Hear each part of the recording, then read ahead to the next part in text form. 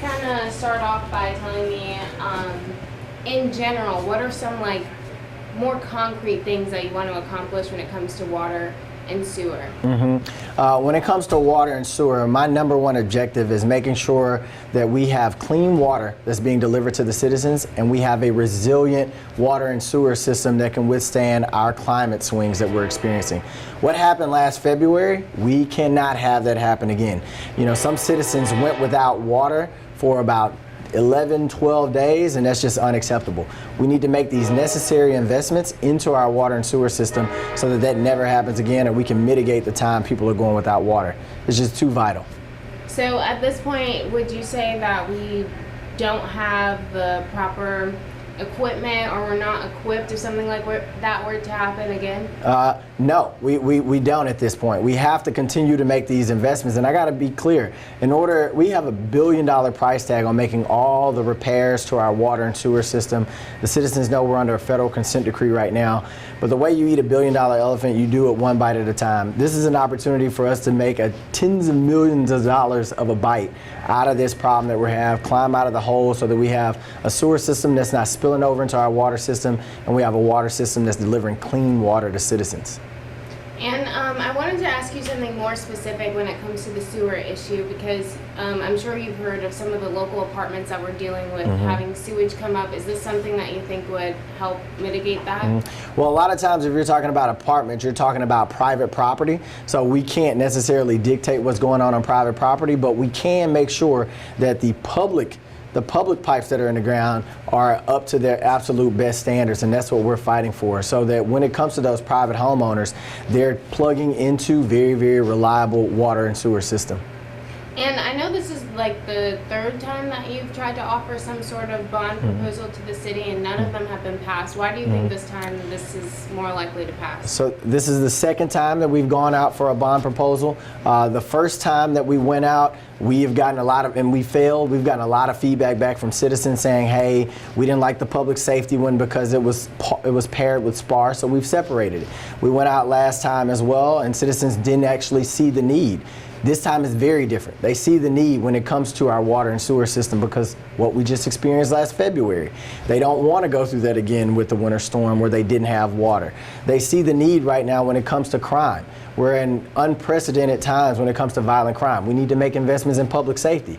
So the circumstances around Shreveport has changed since 2019. We've listened to citizens. We went out, we did 11 listening sessions, and this bond very much represents what the citizens want, and we're giving them an opportunity to vote yes on December 11th. So what is your plan, I guess, if they vote again against this bond proposal? Yeah, we're going to do what we do all the time. We're going to make things work regardless. Will we be able to make it work as effectively as efficiently if this bond proposal passes? Likely not, but we're going to come to work. I'm going to work alongside all these incredible public servants, and we're going to do our job every single day to make this city better. The citizens have an opportunity to put this city on a level that we've never seen before with this bond proposal, and I'm confident that they'll go out and do so. What do you want people to know in general, or what do you think are some misconceptions that you want to address about it? Yeah, I want people to know that we're in a better place than ever. Property taxes, which this bond is for, property taxes at a 40-year low. People are paying less now than they were paying 40 years ago for property taxes.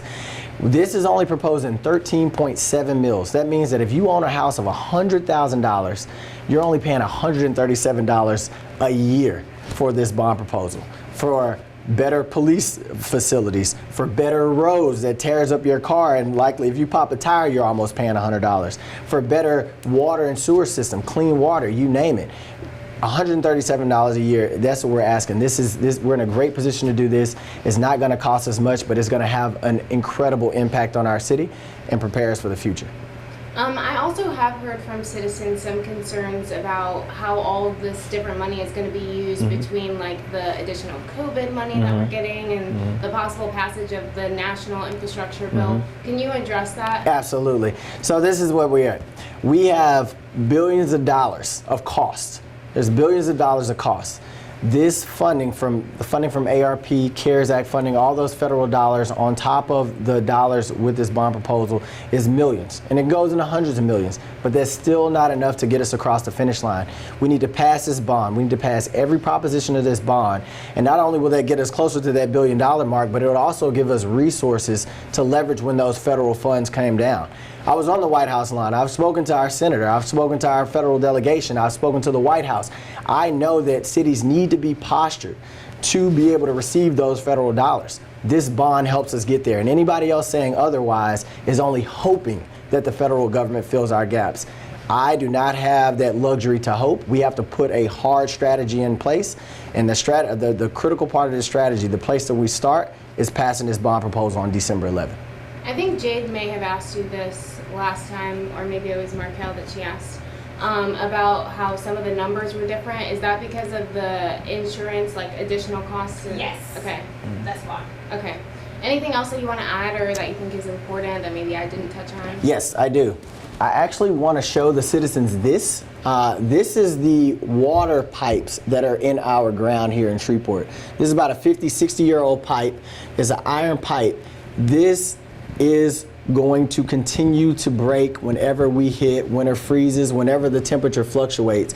And it's we don't want our children drinking out of things like this. If we pass the bond, we'll be able to continue to invest in our water system so that we can replace this. We can have a more resilient system that can withstand our crazy weather swings here in Shreveport. But I want people to see this is what's in the ground. When people are saying vote no against the bond, they want you to continue to drink out of stuff like this. I don't. We don't. Let's invest in our city.